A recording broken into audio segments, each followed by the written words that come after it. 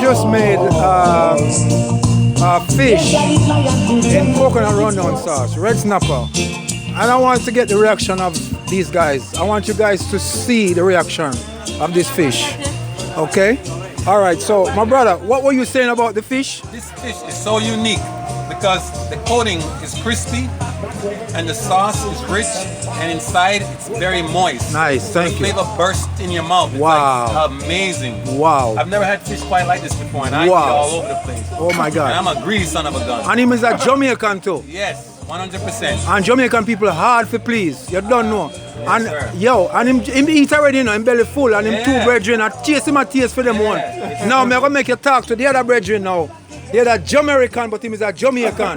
Tell them about the fish.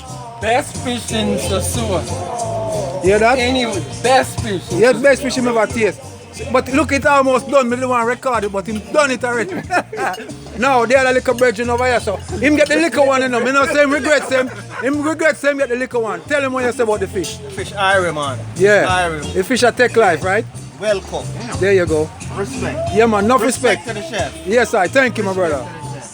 Well, people, you hear that? Listen, I want people to know one thing. I am not a chef.